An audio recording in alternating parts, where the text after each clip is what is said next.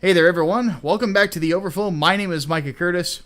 And I'm Alex Baldwin, the mildly annoyed Hatman. Yeah, we're both kind of tired tonight. It's been long days for us both. Yeah, So, not the best, but we'll power through it. yep. Well, there's good news at least. For those who Good don't news, know, everyone. Our Indiegogo for Inglewood has crossed the $4,500 mark. We are almost at $5,000 of the seven that we are asking. I think that we're probably going to hit this goal before the end of the month. Oh, absolutely. But yeah, we are super excited about that. And on top of that, for those of you who are digging what you're seeing at Inglewood so far, remember that the Inglewood Art Contest is going on right now, up until the 31st. So you've got 15 more days to get in there. Remember that the top 5 people who get in and win, well, top 5, you're going to get featured in the director's cut of the comic. If you're in the top 3, you'll get a free digital version, and then the winner will get the Windy City Special free of charge, which is, of course, t-shirt, pinup poster, digital version of the comic, and a physical version of the collector's edition. So, pretty cool stuff. Other than that, not a whole lot of update there. I'm actually working on the second issue of Inglewood right now. In fact, let me pick up the camera, and you can kind of see it there.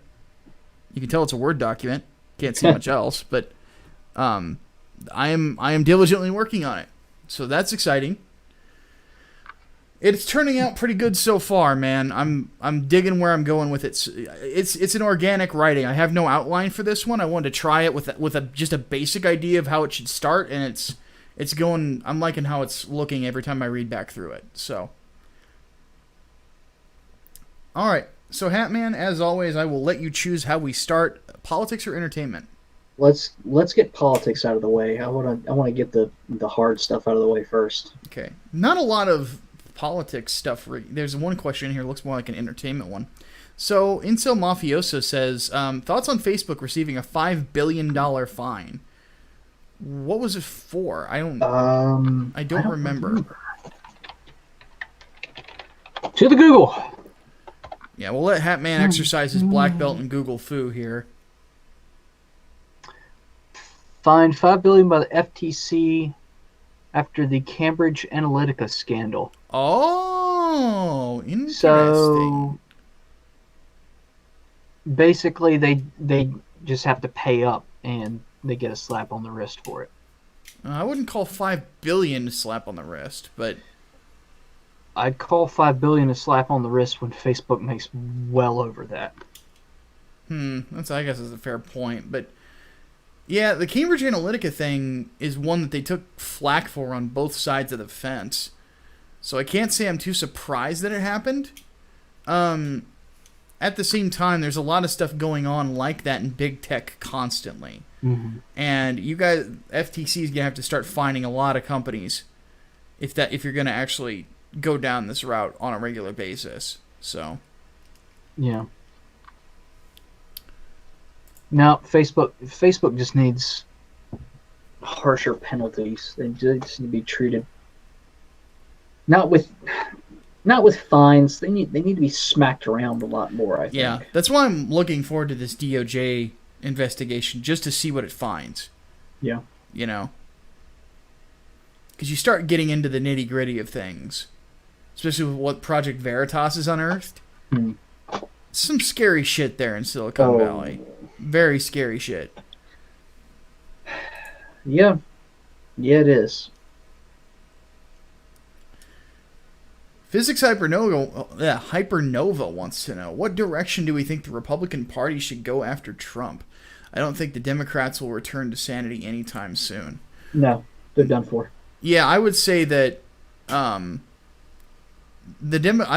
whole thing about them getting taken over by the DSA, I'm not even sure if that's going to be the case.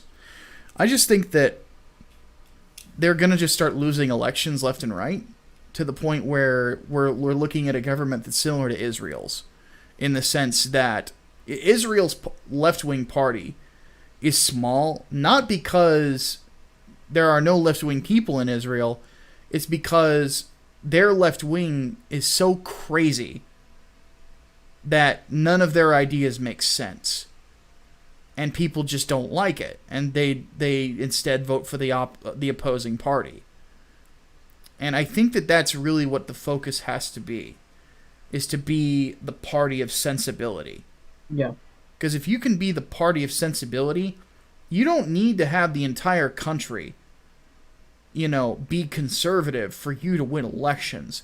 You just have to not be crazy. Yeah. That's not hard to do. Beyond that, I would say return to being the party of individualism Mm-hmm. as opposed to the collectivism that the left has been promoting.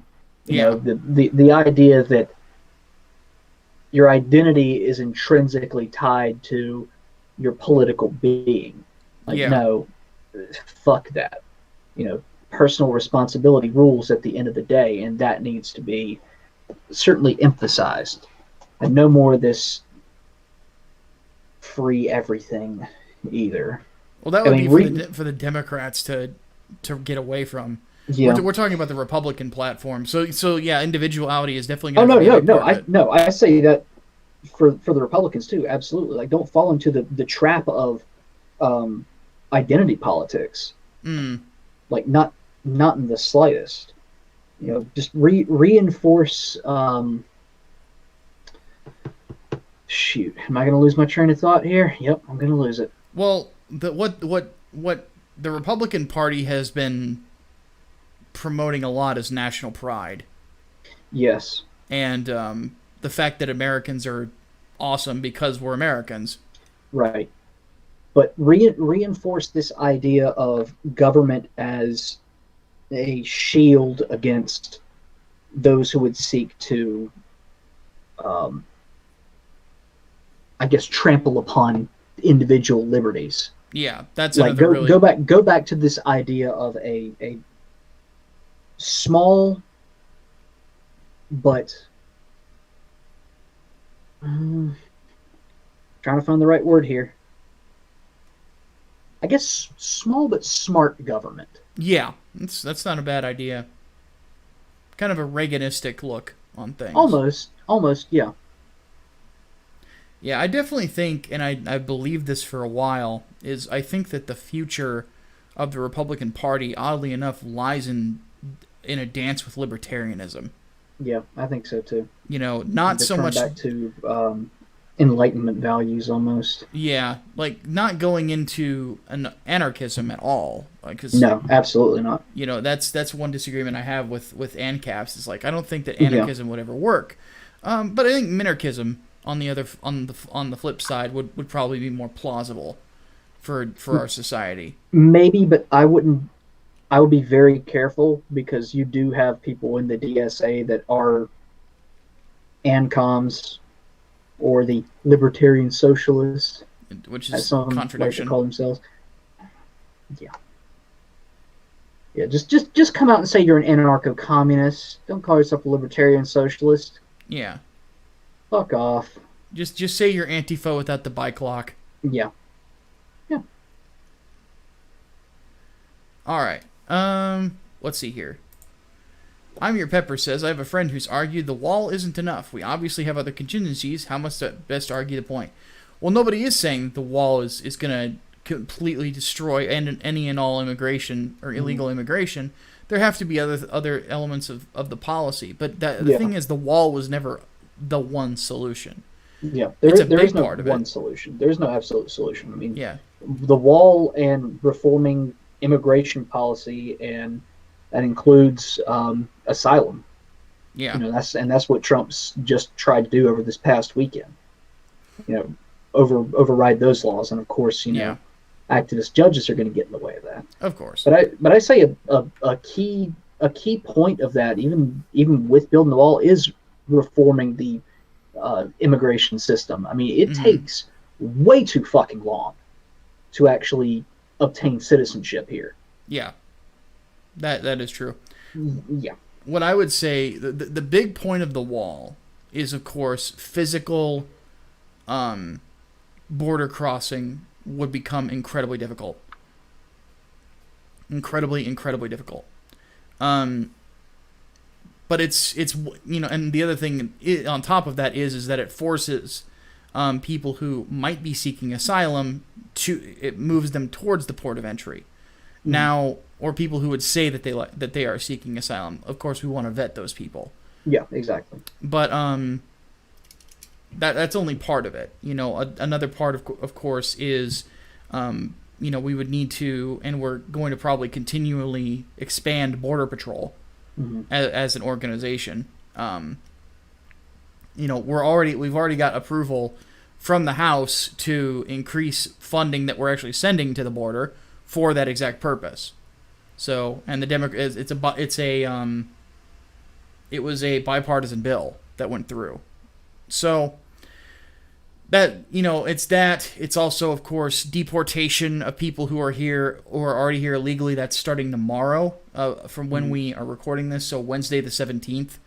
That's going to be interesting because some politicians are trying to say, it's like, oh, you don't have to answer the door. It's like, no, you do have to answer the door.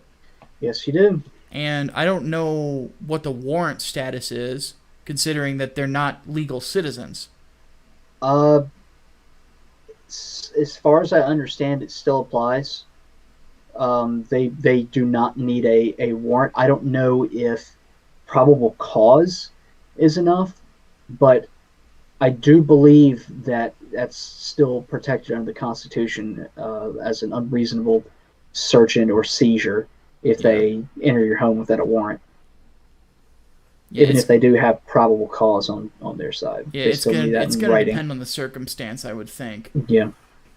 I'm sure you're going to hear stories about people fucking up and people getting thrown in paddy wagons who didn't deserve it, or had their green cards but lost them or whatever. You're going to hear a bunch of horror stories, and they're going to be overblown. Oh, yeah, most likely. Of course, yeah, so expect that. But that's going to be a big part of it. But the Democrats, the reason that they don't want this to happen is because there are...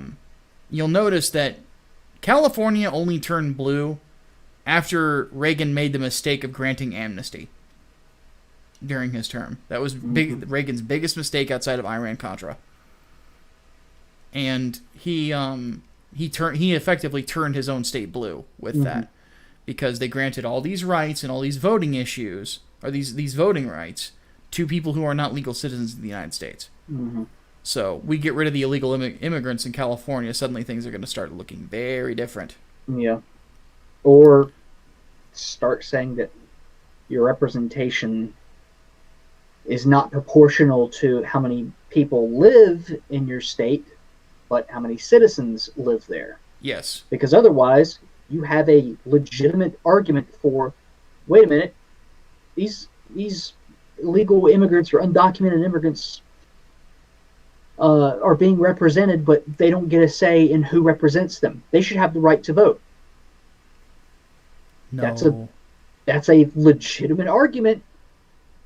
But again, I say, this wouldn't be one if your representation was limited to the citizens in your state. Which is why Trump wants citizenship to be on the Senate, God damn it, the census, which would, of course, eliminate that.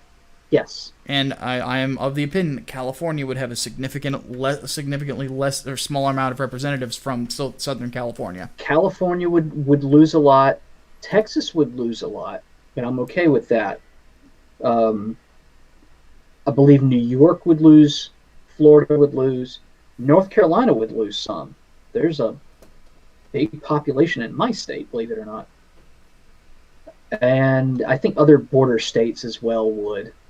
And keep in mind, you'd lose electoral votes too. So that'll be fun. Be interesting to see how it pans out. Okay, so this one was filed into politics, but it's actually an entertainment question. This is certainly entertainment, yeah. Yeah, Gojira asked, question for a story. What's the upper limit on a female fighter who's 5'11", 6 feet tall, and around 140, 150 pounds? How far can you go there and still be a female athlete who's lean and strong? I would think probably 150 at 6 feet for a woman would be plausible. She'd be thin if she's 6 feet tall. Yeah. Because I've met some pretty tall women in my life, and they were fairly fit and around 170, 180 range. If she was 150, she would be pretty svelte, I would think. Yeah. Keep in mind, you can excuse me, you can still have someone who is strong and fast. Yeah. There's nothing wrong with that. I'm trying to think of like women that fight around 145 pounds, like Gina Carano did. Yeah, that's a good one. I'm gonna see how tall she is. So she's 5'8".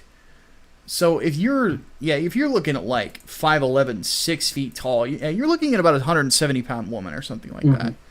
Because I'm thinking like my ex-wife was about 5'9", and she probably weighed about a good 170. Just kind of thinking of how heavy she was whenever I held her. So I would say like that's probably around the size you're looking at. So.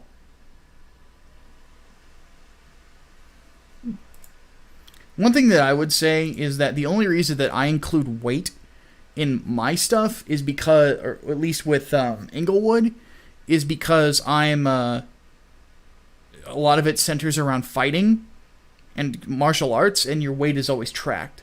Mm-hmm. So I would actually advise don't Weight go class. down that road. Just go with height. Go height and build.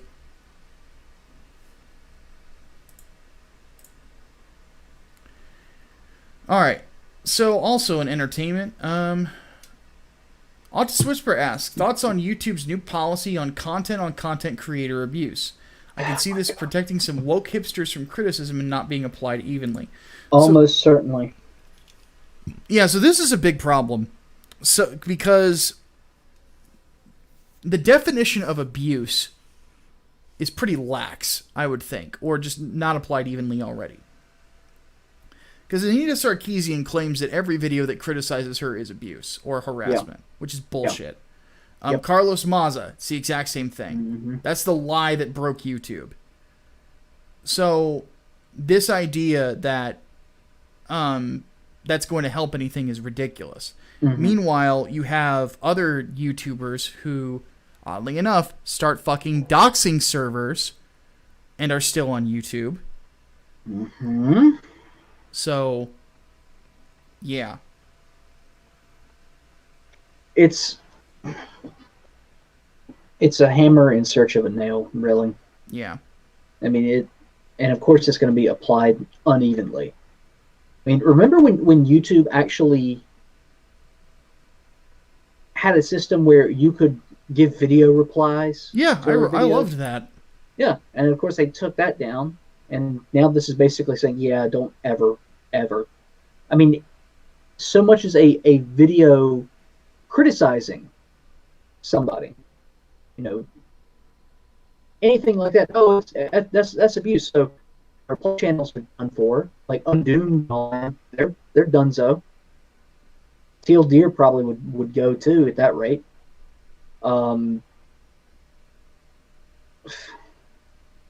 It's fucking ridiculous. I mean, what's it going to solve?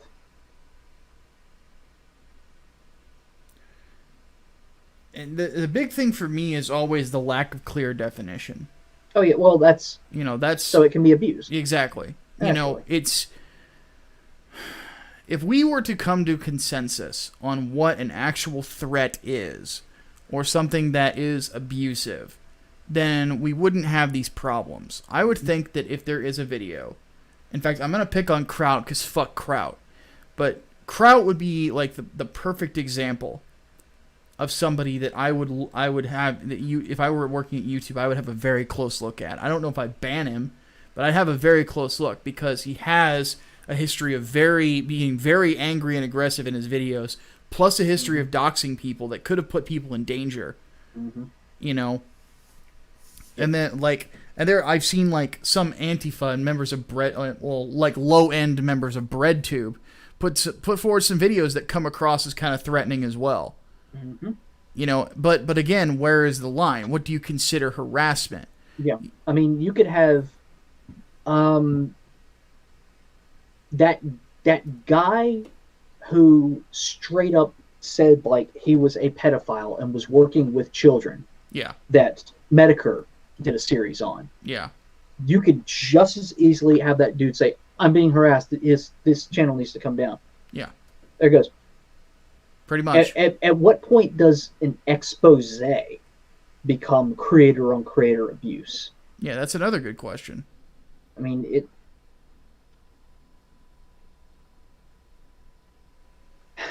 YouTube is, you know what? I'm just going to come out and say YouTube is not going to be around that much longer. I think people are finally getting fed the fuck up with it, with the constant string of changes, that they're going to say it's not fucking worth it anymore. It is not worth it. And they're going to move to another fucking platform. Because when you have to crawl over every fucking detail in the videos that you make to see if it's advertiser friendly, if it's not violating any kind of bullshit rules, not possibly violating any kind of bullshit rules for any fucking reason that could be discerned from any kind of reality whatsoever, and then you're still expected to make fucking 10-minute videos every day. Fuck that shit. Yeah. It's not worth it. It's not worth it. There's a question on here that somebody asked that we missed. I don't remember who it was that asked it, but asked about what happened like with me and Jeff Holliday. So let's go over that one. So Jeff Holliday, I don't know what's going on with that dude. I think he needs some actual help. He has definitely gone kind of nutty after he was one of the several people who got exposed as being part of Kraut's doxing server. He tried to argue that Andy No was asking for it, basically, when he was trying to cover that Antifa rally and was attacked. And I pointed out how garbage of an opinion that is, and that it's absolutely ridiculous. And he started doing this weird thing where he was like, because I had seen what he said based on something Ian Miles Chong had said, saying something about Ian had like called the cops on Andy Worski at one point. Mm-hmm. And like somebody's dog got flashbanged or something like that, which is terrible. And I continued to ask him, I said, what does this have to do with Andy No? Like, I don't care about what happened between Worski and Ian. That's between them. You know, why are you trying to get me involved in their bullshit? And he would refuse to answer my questions over and over again. And he started literally looking like a non-player character. And people were calling him out on it. Then the next day he deletes all of his tweets. So what happened was I made him look like an idiot. Not that that's hard to do. So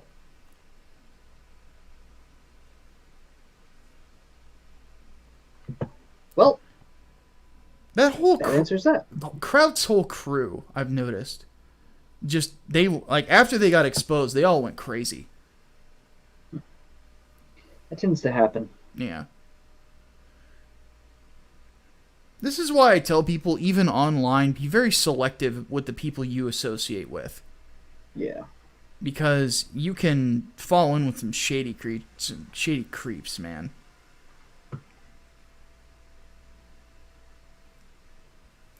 Alright, let's see what we got here. Incel Mafioso asks, what's this trend of tackling depictions of smoking in mature content? I'm a non-smoker, but mature media is aimed for adults who understand the consequences of mature themes. I would agree. I think that kind of answers the question. Yeah. I think that it's a little silly, like, say, oh, well, we know the consequences of smoking. Well, yeah, so does everybody. And it certainly doesn't stop people from having a cigarette after work or after a good lay. It's bullshit. What was it, like Truth Initiative paid? They paid out to have smoking pulled from Gears 5? I don't know what happened there. I think that was part of it, yeah.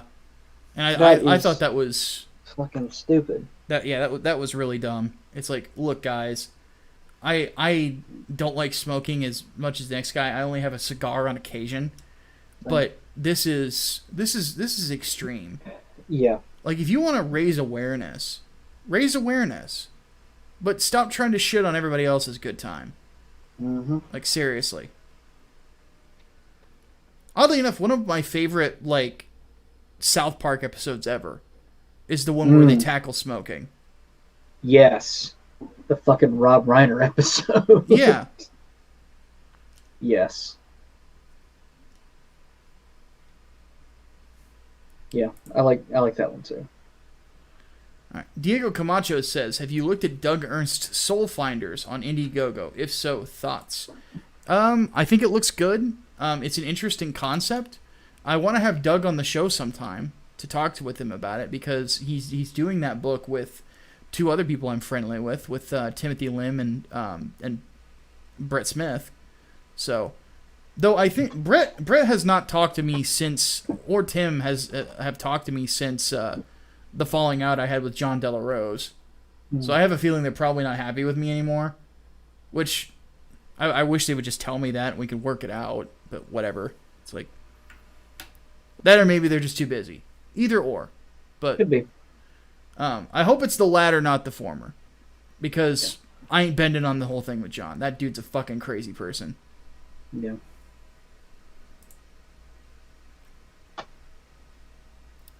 But no, it does look like a good comic. Brian Gilmartin wants to know, how would you salvage certain franchises that have been butchered by the woke hipster left, such as Ninja Turtles, Thundercats, Star Wars, and others? So, I have, and this is something that I've been saying for a while. I have a feeling that some of these franchises are just going to have to die. Mm-hmm. That's the unfortunate thing. Like Ninja Turtles, they just added what looked to be like somebody on DeviantArt's OC, and it turned out it was, as a fifth Ninja Turtle who is a girl. Oh, wait, they did that again? Wait, what? They did that again? Yeah. Well, on top of that, not named after a classical painter. They did that again, you mean? Yeah, it's stupid. And what was her name before? Well, yeah, the animated show had a female Ninja Turtle. It was when Leonardo had gotten mutated again. It was near the end of that show's run, oddly enough. Yeah, Venus. Yeah, Venus. So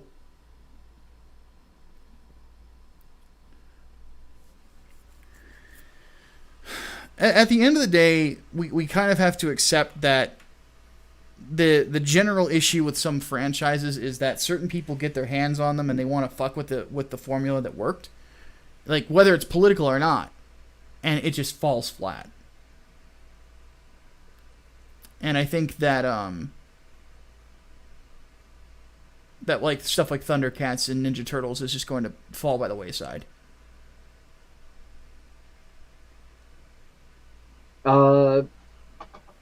What I would do to salvage them? Bring back the mid-2000s Ninja Turtles and Thundercats series. And for Star Wars, I would not make any more films set past Return of the Jedi. I would just focus on stuff from the EU beforehand.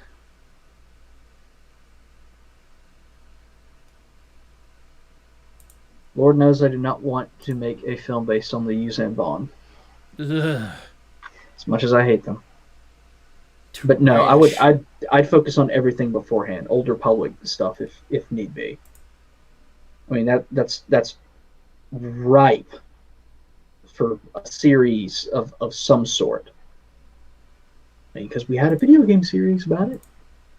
But yeah, I'd do that because that would be, you'd still be able to get your creative storytelling in, and people would be fucking overjoyed because you're not, trampling on any established character's fucking legacy. Yeah. Fuck you, Ryan Johnson. Yeah, to hell with that prick. Have either of us, Scarlet Rider's Geek Corner asks, have either of us seen Gundam Iron-Blooded Orphans? If you want a darker Gundam series, right up your alley. I've seen it. It's not bad. I didn't find myself super compelled by it, but it's not bad.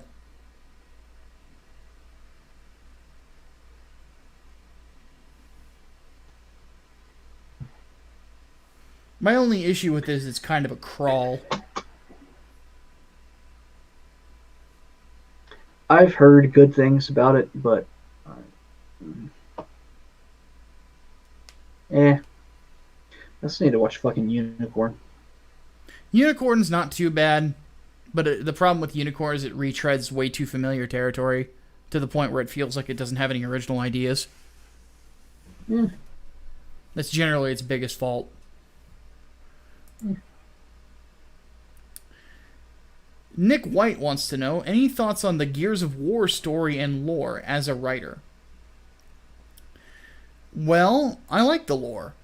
I like how Gears is sort of a take no prisoners type of world. Mm-hmm. You know, it is brutal and violent and nasty. Yeah. I mean, the deep lore of it kind of shows how fucked a war economy is. Yeah, because the story of Gears is that there was a war basically over a substitute for oil, for better or worse, called emulsion. And at a point, after the main wars were over, this event happened called Emergence Day. And Emergence Day was when the Locust invaded. And the Locust are basically these... they're albino lizard men on steroids. Who live underground. Yes. That is the best way to describe them. Because that's exactly what they fucking look like. Is albino lizard men on steroids. All of the steroids. And some of them are mutated, too. Some of them are mutated to the point where... Well, that starts getting into the lambent. Well, no, I'm thinking of, like, Brumax. Oh, those aren't actually locusts. They're a different animal that's native to Sarah. Close enough. But it's a subterranean animal because on that planet there already existed all of these numerous caverns and stuff underneath the ground. Right. But the locusts were fairly docile up until when they were first created, up until a certain point. And they managed to tame a lot of these creatures that dwelled underneath the surface of the planet. But what the humans did not know is that the Locusts were actually fighting a war on two fronts. They were fighting the humans on the surface because they want the surface, but they're doing that because they're being pushed out of the underground by the Lambent, which are mutated creatures from the planet's emulsion. So basically, what the Locusts know is that what the Locusts know is that the Lambent is this mutagenic compound that is actually harmful and has infected several of them, so they want to get away from it. So, but you could say it's grimdark, and it kind of is, because there's a lot of nasty themes in it. Like, the human population is like let's just put it this way: the Coalition of Organized Governments, the COG, they're like one goose step away from Hitler. Pretty much, yeah. They're pretty fucking evil. Yeah. But you don't find that out until you read the expanded content. Basically, in a way, it's a retread of Oni from Halo. But we'll both pull from the Imperium of Man in Warhammer. Yes. It's one of those things where you see, like, desperate times call for desperate measures, sure, but Jesus Christ, are we this desperate? Yeah, and with Oni, it was a lot of human experimentation. With the COG, it's like forced birthing farms for women. Yeah, and don't you dare even remotely say anything to object to this. Yeah, or else you're going to find the Onyx Guard knocking at your door. Yeah. So, there is a... It's a very dark series, but I like that. I like the grim... People always get on me for liking grimdark shit. I don't give a shit, man. That's metal as hell. I love it. You're chastising the guy who's always wearing metal band shirts for liking grimdark stuff? Are you fucking kidding me? Look who you're talking to. I have a Cthulhu over my shoulder. I have guts over my other shoulder. It's pretty obvious I like the grim shit. Just a bit. It's kind of awesome. But in all seriousness, though, I love the lore of Gears. I love Gears of War. Hatman, have you not played 4 yet? I know you downloaded it. Haven't gotten around to it. We need to play that sometime. Want to. Because that's a fun game. Really good co-op. The 4th one is. Well, the 3rd game is the best of all of them, in my opinion. It's the most well-rounded experience. I like Gears 2 the best. I think 2 had the best campaign. Yeah. But 3 had a couple advantages. 3 had the 4-player co-op for single player for the campaign. Remember that. 5 players for Horde. Well, no, 2 had that as well. But Horde was a lot better fleshed out. Mm-hmm. And then on top of that, you had just a ton of other gameplay modes. There was the counter Horde mode, which Swarm I think is what it's called. Yeah.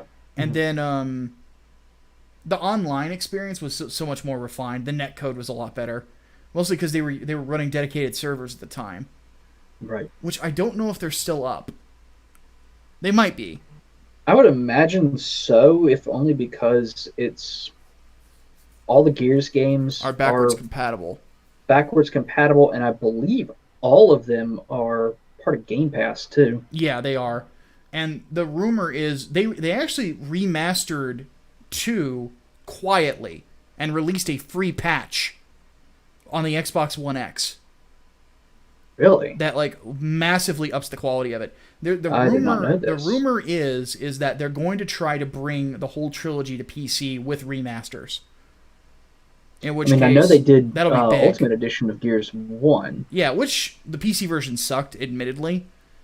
But they, as a mea culpa, I think, that's around the time that they announced that any game you get for Windows on or Windows PC, if you have an Xbox One, you can download it for free there too. Yeah. So I feel like that would almost have to be part of Microsoft's strategy, especially what they're doing with Halo. I mean, that's something that famously, no, it's not being brought to the PC beyond Halo 2 Vista, and now we're getting the whole Master Chief collection. Yeah, everything. You're getting everything except for the poopy Halo. Yeah. Which, by the way, I actually went and watched video of 5's story. Man, that was weak.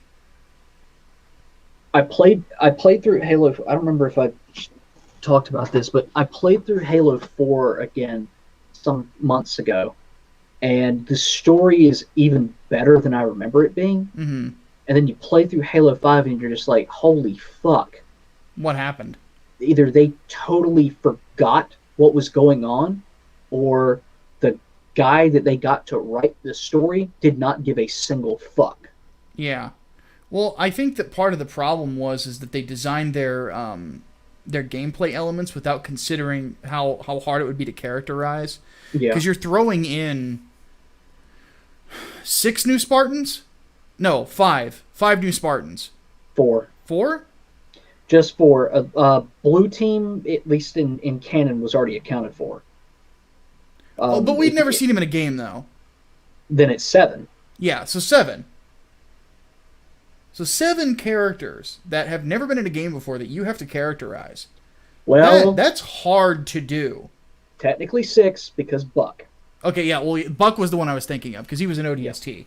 Yeah. So 6 Spartans that you have to characterize and get people to like.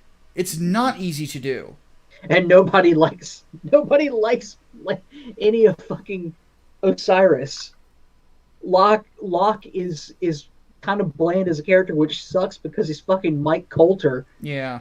And fucking what's her name? Tanaka? Like the only thing that's memorable about her is that she speaks Sangheili. Yeah, pretty much. The thing about it is, oddly enough, and this in my opinion has always been Gears' advantage over Halo, is that the people who have worked on Gears games make those characters instantly memorable because they find a trait that gets you hooked and they focus on it when they first introduce them. Yep. Well, that, and I think an advantage of Gears as well is they don't let their cast get too broad. No, they don't. They keep it very tight. Kind of tight, yeah.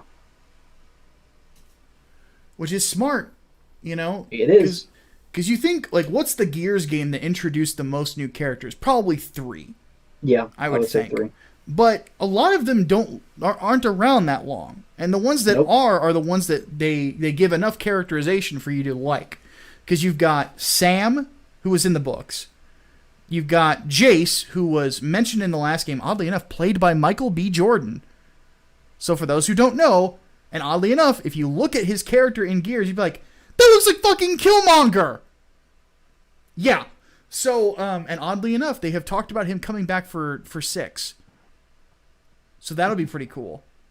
But you had Jace, you had Sam, you had Clay. Yep, your obligatory Carmine. And he's the most badass of all of them because he's basically he's the biggest, he's the oldest, and he is the buffest. Yep, save Carmine. Oh, I love Clay. Clay was my multiplayer character was always Marcus Phoenix until 3. And then it was Clay all day. And then when I could get him in Gears 4, it's been Clay ever since. He's the man. I love Clay. I still have my fucking Xbox Live Avatar Save Carmine shirt from that campaign. Yeah. Did you hear what the voting ended up being on that one? I think it was really close. 51% save, 49% kill. That's like fucking... that's Jason Todd numbers, but in there reverse. You go. Yes, Jason Todd numbers. Yeah, that's crazy. So, but yeah, like, I'm a big Gears fan. You know, even removing the smoking, I thought that was a bitch-made move. I still am gonna buy 5. I'm looking forward to it. And this is probably gonna catch some flack with people. Is I like the character of Kate in the most recent game. She was, of the 3 new characters, she was my favorite. Because she was the one who felt like an old school Gears character. She was tough. She was hard as nails, which, you know, makes sense. And she had a good head on her shoulders. She was able to keep her composure when everybody else was losing theirs. Let's hope that they don't make her characterization and her evolution predictable in Gears 5. I'm hoping not. I'm hoping that she's more Ripley than Captain Marvel. Yeah. You know, I think that they can do it with her because she kind of had that vibe originally of like an Ellen Ripley, or no, Starbuck from there you go from Battlestar Galactica. So yeah, I like Kate. I like Kate. She's probably of the 3 new ones of JC, Dell, and Kate. I like Kate the most. Yeah, I'm really looking forward to 5. I'm really looking forward to it. The only bummer is that it's not, you know, again, it's not the 4-man co-op. But that's the one thing that I think Gears has an advantage over a lot of other games, is that they create their mechanics around the story, as opposed to vice versa. And it becomes a much more cohesive experience that way. Okay, let's move on, because I've been talking Gears too much. That'll be the title of this one. I'm writing this down right now. The title of this episode is Micah Loves Gears of War. There you go. You guys have no idea how many... There is a reference to this goofball I used to play Gears of War with, this Latino dude from California in Inglewood, where he would always say, "I'm a beast! I'm a motherfucking problem, Holmes!" I'm like, what?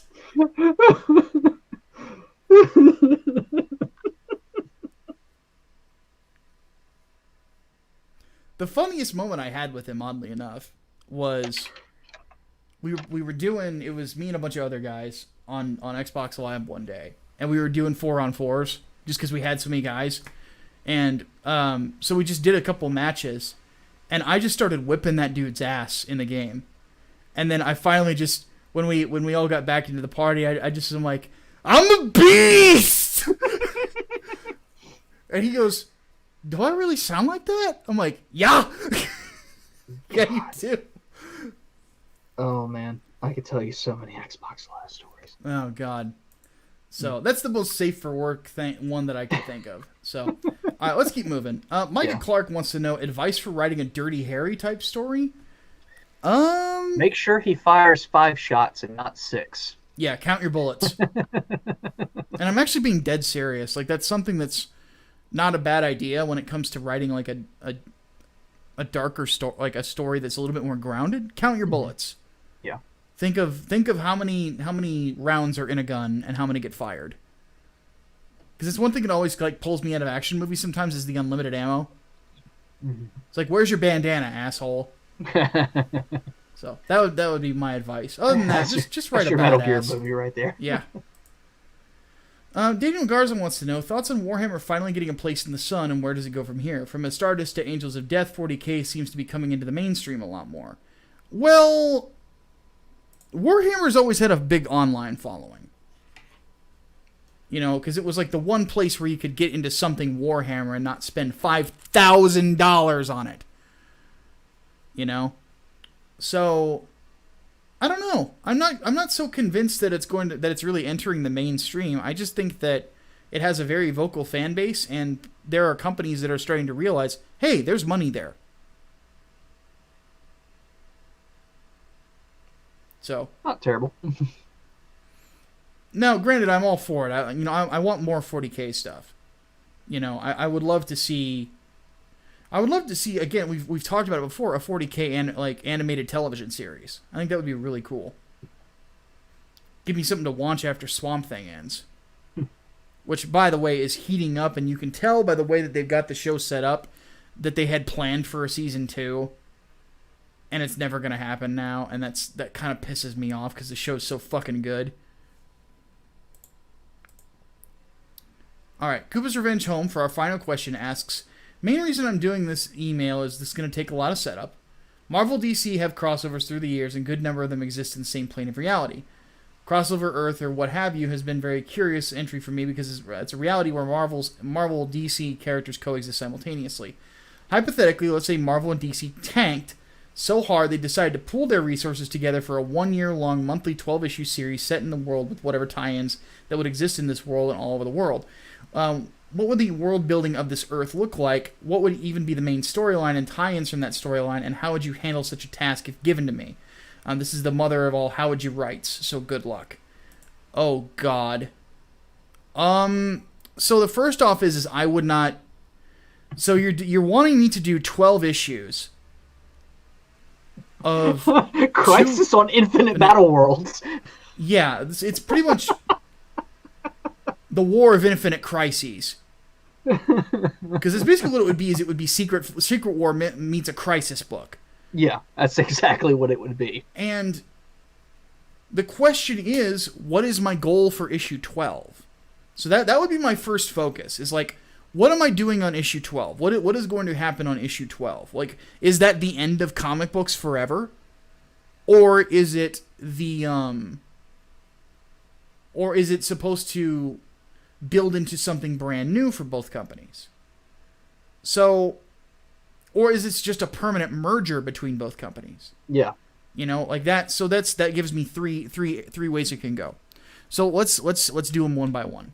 So let's say that I am tasked with, we'll do ending it as the last one. So let's say that what's going to happen is that we're both companies are going to separate again after the 12 months. And going to go back to their own things. Basically, what I would do is I would come up with some sort of threat that caused this merge in the first place, and some sort of purpose behind it. The only problem with doing that is that I would basically be treading on the same ground that Jonathan Hickman did with his Secret War book, which is where Doctor Doom merged all of reality into one battle world. And then, of course, now we have the new Marvel Earth, which is just one universe, and all the other, universes were destroyed during Jonathan Hickman's Avengers run. So that would be the one I would be least enthusiastic to write, because it really would feel like I'm just treading water at that point. Because anything that I would... like a greatest hits series at that point. Yeah, anything at that point would basically be me just telling a fun fight story through 12 issues. That would kind of be an homage to Secret War. And the big thing with me is I would kill 0 characters. because it would come across as hackneyed when we resurrect them after the series is over. It'd be the most predictable thing in the world, so I wouldn't do it.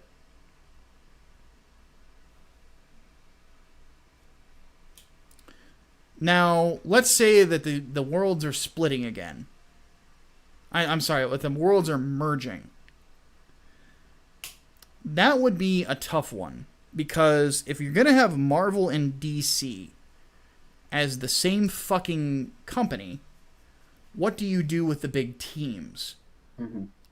Meaning the gathering teams, as I would call them. Basically meaning your Justice League of America and your Avengers. What does that look like? Do you even have them? Do you have one and the other? Because is there a point to having both? Because a lot of teams have themes to them. At least now the Justice Society and the Justice League aren't that different from one another. The difference is the Justice Society is the old guys, basically. Yeah. Which is part of the reason what makes them compelling, in my opinion. Jeff Johns' Justice Society of America is a great book. Because it gave him the chance to feature different characters that you didn't get to see as often. Like Power Girl or Jay Garrick or Dr. Fate or others like that. Yeah. So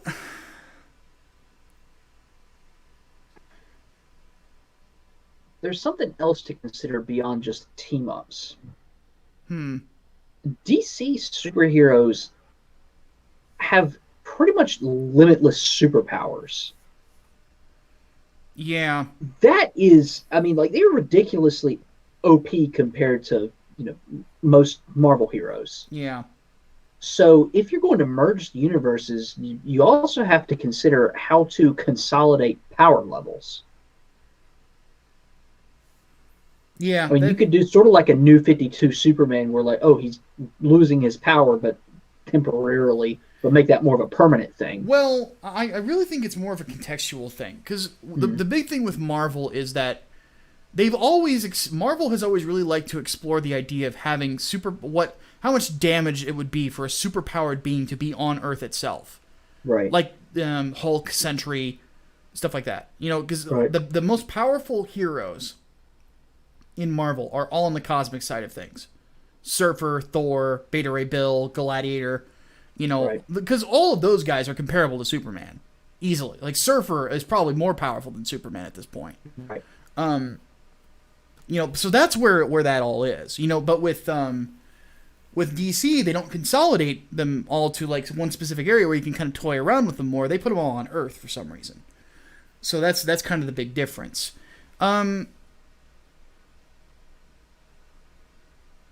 Which also makes it weird, because if you put Wonder Woman in space, it would feel weird. So it's kind of weird. It's just the way that they handle their respective cosmic ways of doing things is very, very different from one another. Which I think is part of the interesting appeal. But no, the whole thing with me. So let's say that we're ending with a merged universe. The question, of course, is where do we put everything? Where is Gotham in relation to New York? Where is Metropolis? Where is Star City? Where are all? Because a lot of cities in Marvel are based on realistic places, whereas a lot of DC, you've got fake cities. Gotham is very clearly based on Chicago. It always has been. There's a reason that they filmed Batman Begins of the Dark Knight in Chi-Town. Which, by the way, if you ever want to see the roads that were in the Dark Knight and stuff like that, just go downtown Chicago and just walk around for a couple hours. It's like walking the movie set. But anyway, that would be one thing I would have to consider. But the question is, who lives and who dies? Because if we're consolidating these universes, there's some lower level characters that don't need to exist anymore. I'm going to be honest with you. If you're telling me that I have to keep Wonder Woman and I have to keep Carol Danvers, I'm going to tell you to fuck off. I would have Carol die. I would have her go out heroic sacrifice, the whole nine yards, because there would be no place for her if you're merging both of those universes. She would be pointless. Because the reason that they are pushing Carol Danvers the way they are is Marvel wants its own Wonder Woman. Mm-hmm. It's the same reason why they pushed the Sentry 10 years ago. Marvel wanted its own Superman. Marvel didn't need a Superman, but for some reason Quesada wanted it. And the Captain Marvel push is because Sana Amanat wants a Wonder Woman for Marvel. Because Sana Amanat is walking cancer. But anyway. But yeah, some characters that don't serve a purpose would die. You know, on the flip side, I'd kill off Ray Palmer. And I would keep Hank Pym. I think Hank's a more interesting character. Mostly because he's complicated as a person. He's a bastard, but he's complicated. You know, but that's more interesting to me. You know, I've got Hulk. What the fuck do I need Solomon Grundy for? Or Ravage, or whatever that character is that they created. You know, what the fuck do I need him for? You know, what do I need Sideways for? I've got Spider-Man. You know, so a lot of these duplicate characters are gonna die. I'm going to kill them off because they don't serve a purpose anymore. If they're a hero, like they will die in a way you will remember them, but they're not coming back. You know, they're not just. It's not gonna happen. And the other question is, what do you do? Like, who is the big bad? Do you have the big bad be a big bad, or a group of big bads, or do you have different players for different reasons? My thing is I would like to have a triumvirate of threats that are being dealt with simultaneously. I would like to see, basically the way I would do it would be very Hickman-esque of me, would be to have three relatively large threats. The first being the threat of apocalypse. Which one thing that I would play off of would be a rivalry between Thanos and Darkseid. That'd be interesting. Where both of them are basically playing chess with one another. So they would kind of be the main characters from my perspective. They would be your main characters. The thing is the difference between the two of them.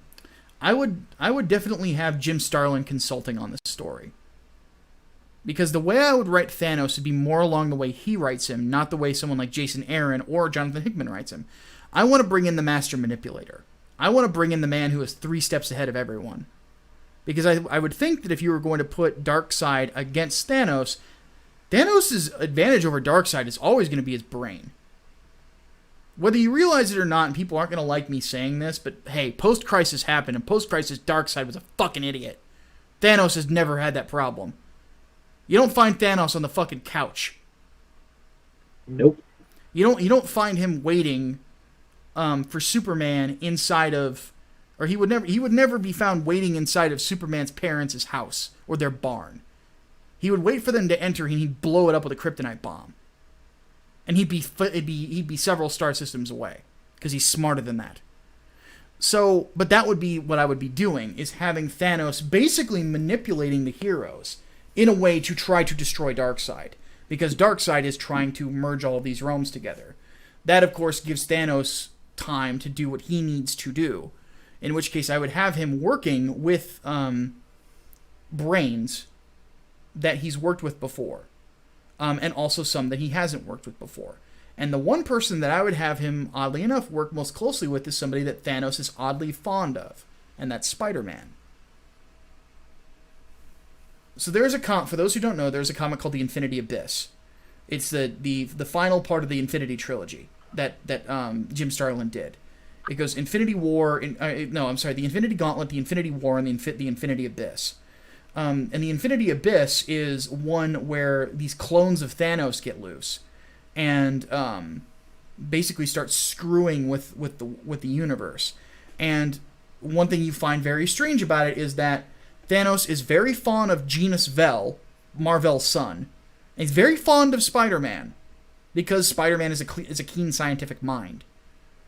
And that's something I would kind of pull from there, is that in his a way of doing things, he's constantly working with Peter above everybody else. Above Reed, above Tony, he's working with Peter instead. Mostly because I would think that Peter would be the most sympathetic to Thanos' goals of all of them. So what they would be doing is they would be going for your MacGuffin of choice. Something that would halt Darkseid's armies and his collecting of the anti-life equation. Thanos would come up with some way to fend against it. And find a way to use it or to shield it or shield people from it with Iron Man's help and Reed's help. Something like that. Almost like a counter wave. That allows people to keep their free will. So in a lot of ways what I would do is it would like if we went that route, it would be a mix of what Final Crisis should have been, but if Grant Morrison wasn't shit at the time that he wrote that. Because that series was a fucking mess. A mix between that and Infinity Gauntlet in a lot of ways. But Thanos would be, of course, kind of an anti-hero in that one. His goal would be to get Darkseid dead. To stop him. But the reason he wants Darkseid gone is for his own selfish reasons. Not because he really is like some actual good person. So that's what I would do if we're merging both universes. Heroes that don't serve a purpose would die. Thanos would be awesome. It would be a great comic. Would likely end with the end of the Fourth World. Because without a multiverse, the Fourth World serves no purpose anymore. So I would likely kill off the darker new gods, the villainous ones like Darkseid, like Granny Goodness, like Vermin Wunderbar, all the others, and then Mantis, and then probably keep New Genesis, or at least the characters of New Genesis, but instead of them residing in the Fourth World, New Genesis just becomes its own planet somewhere under the protection of the Green Lantern Corps. Maybe even put the Green Lanterns there instead. And then we're going to kill Kyle Rayner. We're going to have Darkseid stuff him in a fridge.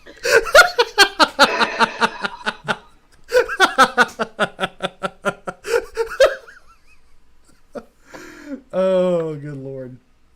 Can't fridge Carol, huh? No, I would actually give Carol a pretty noble death. But she gonna die. She is not long for this world. No. But, I would also try to fit in just, like, little stuff that I think would be kind of interesting. Like, the ground war of heroes that are, like, assembling on the street level. Two people I would have working close together that I think would be an interesting juxtaposition would be Batman and Wolverine. I think that would be an interesting bit, because Logan kills people. And Logan and Batman in a fight, Batman loses every time. There's literally nothing Bruce could do to stop Logan from killing someone if Logan wanted to. But that would basically have to be, there would be a conflict there, constantly butting heads.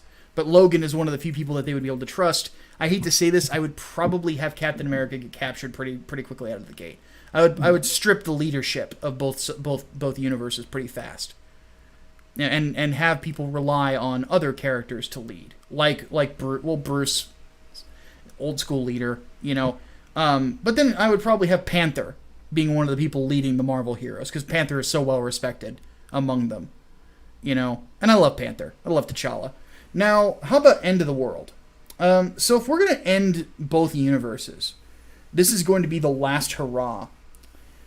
One thing that I would focus on would be probably the characters that are the cruxes of their universes, and sort of an existential crisis for them, because they cannot prevent the end.